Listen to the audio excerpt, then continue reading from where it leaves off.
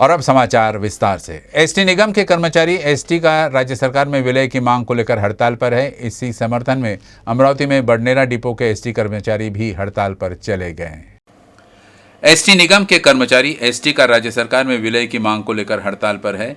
इसके समर्थन में बडनेरा डिपो के एसटी कर्मचारी हड़ताल पर चले गए। रविवार की सुबह जिले के कई तहसीलों में बस डिपो के कर्मचारी हड़ताल पर रहे। ऐसे में यात्रियों को खासी दिक्कतें हुई। इस बीच बडनेरा डिपो से रोजाना 104 राउंड ट्रिप चलते हैं। हालांकि हड़ताल के कारण बसें पूरी तरह से बंद है। शुरुआत में 25 से 30 राउंड शुरू किए गए थे। उसके बाद बडनेरा डिपो प्रमुख ने कहा कि सेवा पूरी तरह से बंद है। रोजाना करीब 65 लाख लोगों को सुरक्षित सेवाएं देने वाले एसटी कर्मचारियों को समय पर भुगतान नहीं किया जाता है। कोरोना काल में 306 एसटी कर्मचारियों की जान चली गई। इसलिए इन विभिन्न मांगों को लेकर एसटी कार्यकर्ताओं ने हड़ताल का आह्वान किया है। शनिवार को कर्मचारियों की हड़ताल शुरू होने के बाद बडनेरा डिपो को पूरी तरह से बंद कर दिया गया था। इसलिए यहां आने वाले यात्रियों को निजी वाहनों से यात्रा करनी पड़ी।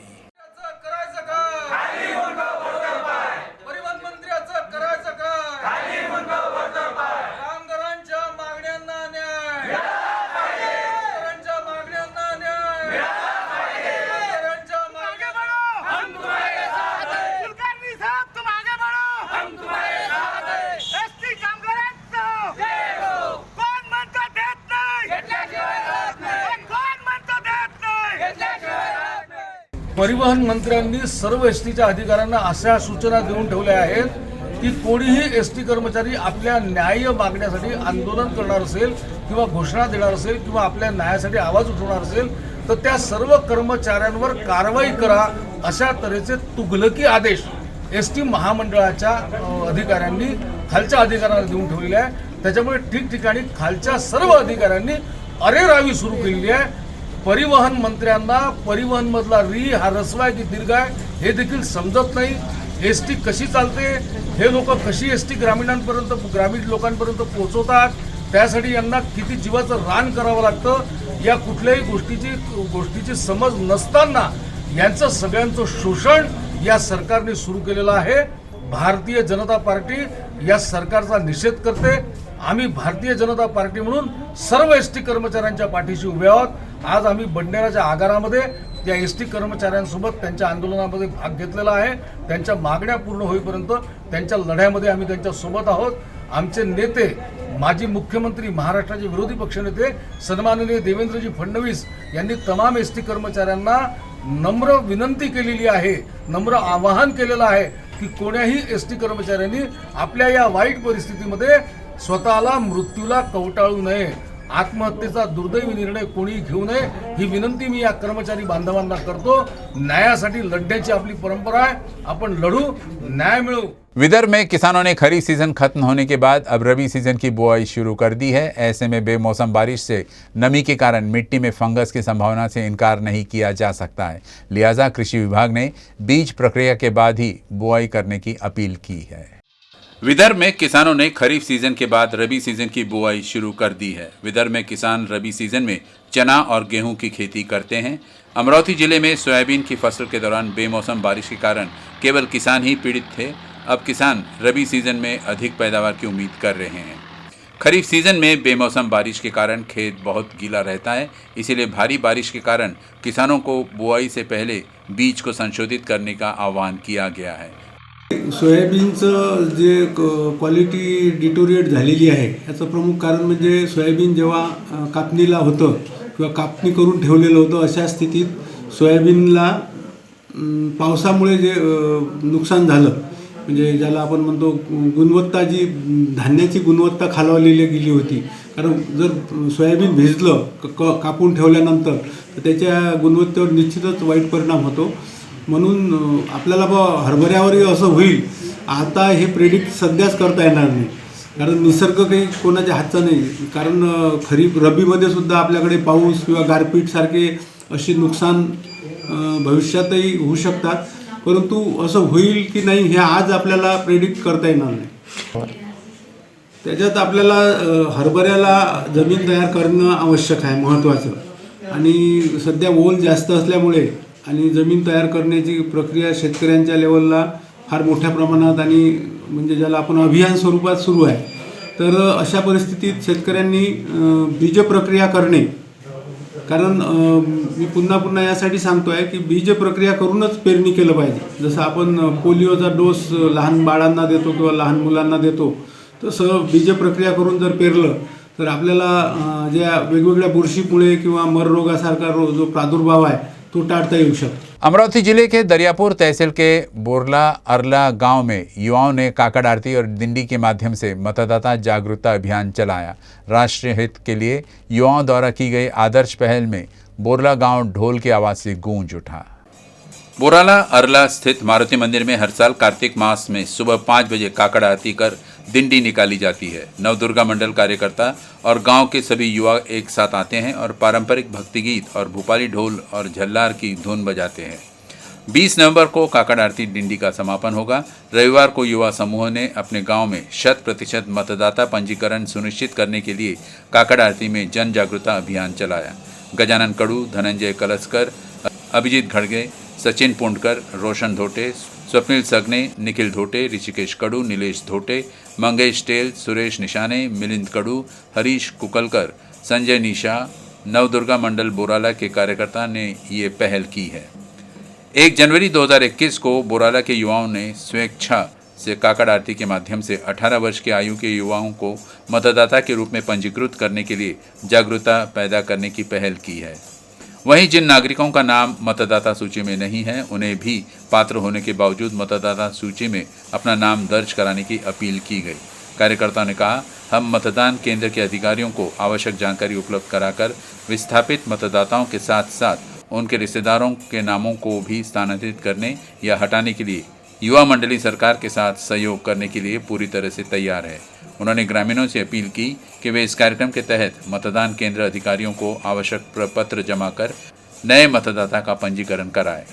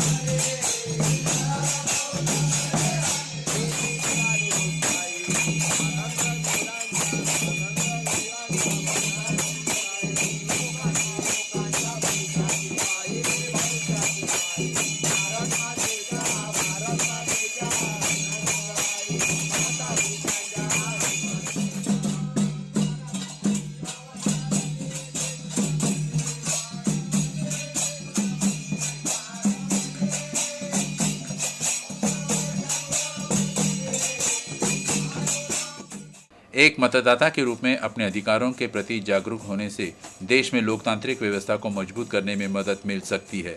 यह राय हरीश कुकलकर ने व्यक्त की है.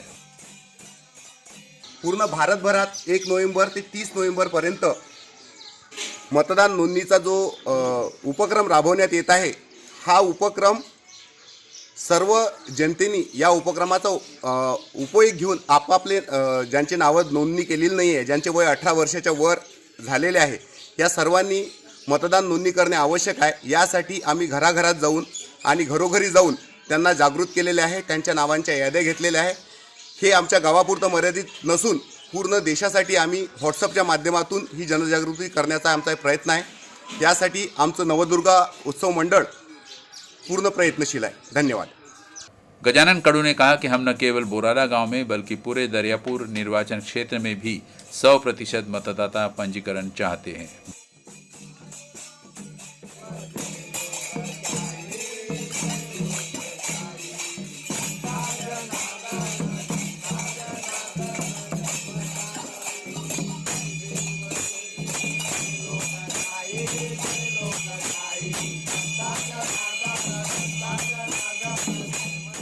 आज नवदुर्गा उत्सव मंडळतर्फे 100% मतदार नोंदणी व्हावी या उद्देशाने गावात उपक्रम राबवण्यात आला.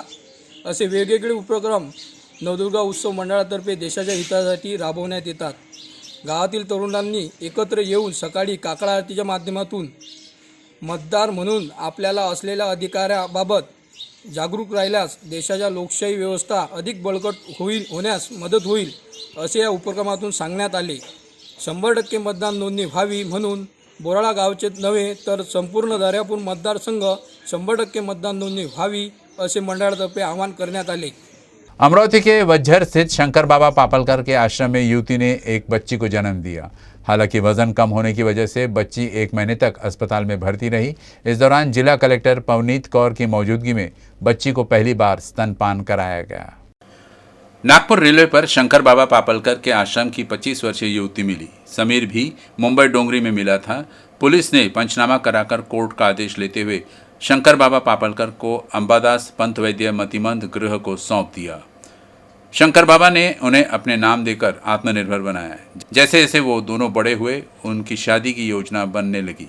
शादी 20 दिसंबर 2020 को नागपुर में संपन्न हुई थी. भारती को 10 अक्टूबर को बच्चे के जन्म के लिए अमरावती के राजापेट में एक सुसज्जित अस्पताल में भर्ती कराया गया था. बच्चे ने सिजरिन से इस दुनिया में कदम रखा. बच्चे का वजन कम होने के कारण उसे गाड़गे नगर के एक अस्पताल में भर्ती कराया गया था. इस बीच डॉक्टरों के कहने पर डॉक्टर ने शंकर बाबा पापलकर को बच्चे की मां को लाने का निर्देश दिया. संयोग से जब जिला कलेक्टर दीपावली मनाने आए तो पापलकर बाबा ने इस दुख का जिलाधिकारी को बताया. पिता के अनुरोध का सम्मान करते हुए जिला कलेक्टर की उपस्थिति में 1 माह में पहली बार बच्चे को स्तनपान कराया गया. इस दौरान जिला कलेक्टर समेत दर्शकों की आंखों में खुशी के आंसू झलक पड़े. शिशु का स्वास्थ्य अब अच्छी स्थिती में है. होती आणि प्रत्येक अवयव जो आहे तो कमी बनलेला होता, वजनही कमी होते. त्या हिशोबाने आपल्याला सगळा उपचार बाळाचा करावा लागलेला. तब्बल आता 1 महिना झालेला आहे. बाळ आपला NICUमध्ये म्हणजे नवजात शिशु अतिदक्षता विभागात भरती आहे. सध्या बाळाचे वजन जे आहे ते 1 किलो 700 ग्राम झालेले आहे आणि बाळ सध्या पूर्णपणे दुधावरती आहे. आज आपण बाळाला आईच्या जवळ देऊन ब्रेस्टफीडिंग म्हणजे आईचे दूध पाजण्याचा प्रयत्न करणार आहोत. व्यवस्थित घेत असेल तर बाळाला आपण शिफ्ट करू आईकडे आणि जसा तिचा कॉन्फिडन्स वाढेल त्या हिशोबाने आपला सुट्टीचा प्लॅन आहे. जिल्हाधिकारी मॅडमनी फार चांगल्या रीतीने सपोर्ट केलेला आहे आणि त्यांनी आईला देखील सांत्वना दिलेली आहे आणि बाळ आपण आईकडे शिफ्ट करणार आहोत तर आईची सांत्वना देऊन आणि त्यांना गिफ्ट देखील दिलेले आहे आणि पुढील उपचारासाठी जेवढी मदत करता येईल तेवढी सगळी मदत करण्याची त्यांनी हमी दिलेली आहे.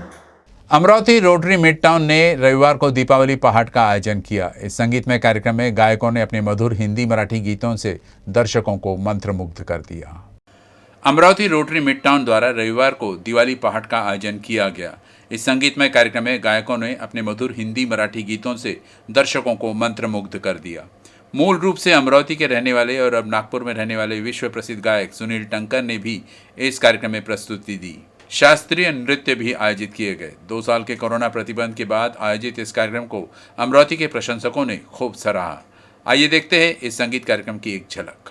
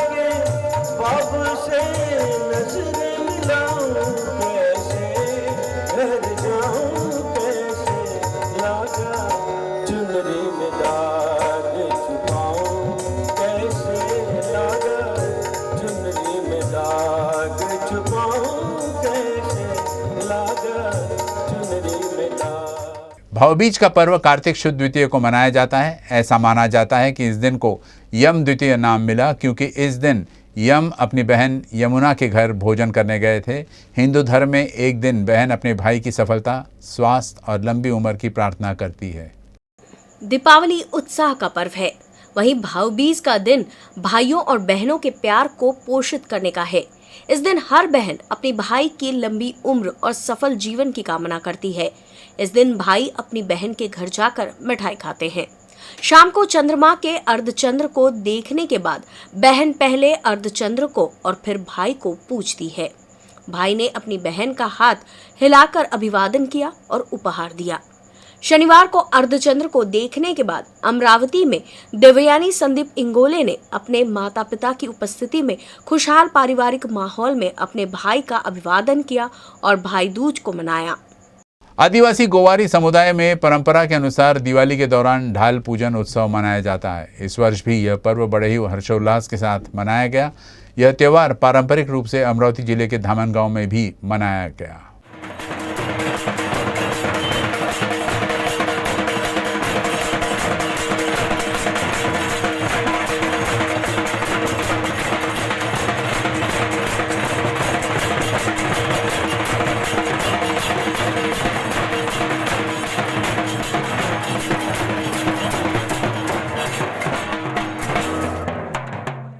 अमरावती जिले के चांदूर रेलवे तहसील के खरबी गांव में दिवाली के दौरान फतेहपुर बाबा की यात्रा निकाली जाती है। हालांकि यह मंदिर छोटा है, लेकिन माना जाता है कि इसकी स्थापना श्रीमंत रघुजी राजे भोंसले ने की थी। भक्तों की इस स्थान पर बहुत आस्था है और इस वर्ष इस स्थान पर बड़े उत्साह के साथ यात्रा निकाली गई। चांदूर रेलवे तहसील के एरड खरबी गांव में फतेहपुर बाबा का एक छोटा मंदिर है। भक्तों का मानना है कि फतेहपुर बाबा प्राचीन काल में उसी गांव में एक पत्थर की मूर्ति में अवतरित हुए थे। फतेहपुर बाबा की मूर्ति को रघुजी राजे भोंसले ने बनवाया था। फतेहपुर बाबा की मूर्ति एक गोल नीम के पेड़ के नीचे है जो 12 महीने तक हरी रहती है। दिवाली के दूसरे दिन फतेहपुर बाबा के दर्शन के लिए बड़ी संख्या में भक्त पहुंचते हैं। किंवदंती है कि इस स्थान की तीर्थ यात्रा के दौरान गांव के देशमुख परिवार द्वारा दिंडी, दही हांडी और दही काला कार्यक्रमों की शुरुआत की गई थी। उनके वंशज आज भी इस परंपरा का पालन कर रहे हैं। इस अवसर पर फतेहपुर बाबा यात्रा बड़े उत्साह और हर्षोल्लास के साथ मनाई गई। आजूबाजूच्या परिसरातील पूर्ण गुरेढोरे अंगारावर दर्शनाकरता येथे पूर्ण शेतकरी मंडळी येतात। येथे त्या पद्धतीने अवधूती भजन आणि या बाकी कार्यक्रम चालतात आणि सर्व व्यवस्था धार्मिकतेनं आणि व्यवस्थितरित्या पार पाडतात। त्याकरता सर्व गावकऱ्याचं सहकार्य आम्हाला या बाबतीत मिळत आहे। अमरावती जिले के दरियापुर तहसील में येवदा अकोट हाईवे पर सड़क पुल का निर्माण कार्य पिछले 6 महीने से चल रहा है। वाहनों की आवाजाही से निकलने वाले धूल से फसलों को भारी नुकसान हो रहा है। इसी समस्या को लेकर किसानों ने प्रहार जनशक्ति पार्टी के नेतृत्व में तहसील कार्यालय में 1 दिवसीय भूख हड़ताल की। दरियापुर तहसील में येवदा आकोट हाईवे पर पिछले 6 महीनों से सड़क पुल का निर्माण कार्य चल रहा है, जिसकी वजह से यहां लोगों को धूल से खासी दिक्कतें हो रही है। साथ ही इस धूल के कारण किसानों की फसलों को भी नुकसान हो रहा है। यही वजह है कि इन सभी मामलों को लेकर किसानों ने प्रहार जनशक्ति पार्टी के नेतृत्व में दरियापुर में 3 तहसील कार्यालयों पर 1 दिवसीय भूख हड़ताल की है। चर्चा के दौरान तहसीलदारों के साथ सरकारी अधिकारियों ने किसानों की समस्याओं के बारे में जाना। उन्होंने आंदोलन कर रहे किसानों को आश्वासन दिया कि दिवाली के बाद इस समस्या के समाधान के लिए एक समिति गठित की जाएगी और रिपोर्ट कलेक्टर को सौंपी जाएगी। हालांकि किसानों को संबंधित ठेकेदार या सरकार द्वारा तुरंत मुआवजा दिया जाए, अन्यथा लोक निर्माण विभाग के खिलाफ येवदा से आकोट हाईवे पर सड़क का काम रोक देने की भी चेतावनी दी गई है। अमरावती जिले के चांदूर रेलवे फार्म में एक कुएं में अजगर मिलने से हड़कंप मच गया। सर्प मित्रों की मदद से अजगर को सुरक्षित कुएं से बाहर निकालकर जंगल में छोड़ दिया गया। नागरिकों ने चांदूर रेलवे स्टेशन पर अविराज खोने के खेत में 50 फुट गहरे सूखे कुएं में 5 से 6 फुट के अजगर सांप को देखा। इसकी जानकारी नागरिकों ने सर्प मित्र को दी। सर्प मित्र मंगल सिंह चौहान, प्रशांत गावंडे, राहुल राउत, गोपाल शिंपी, बसलापुर से सर्प मित्र शिवाजी चारजन, सुभाष खेरडे, यशवंत तायडे, सुरेश तायडे, दिलीप कुंजकर, अक्षय चौधरी, विशाल माने इस स्थान पर पहुंचे। सर्प मित्र सीढ़ी के सहारे सूखे कुएं में उतरे और एक बड़े शिताफी के साथ इस अजगर को पकड़ा, जिसके बाद अजगर को चिरोड़ी वन क्षेत्र में छोड़ा गया। न्यूज़ रूम से बस इतना ही, लेकिन खबरों का सिलसिला आगे भी जारी रहेगा। आप देखते रहिएगा यूसीएन न्यूज़।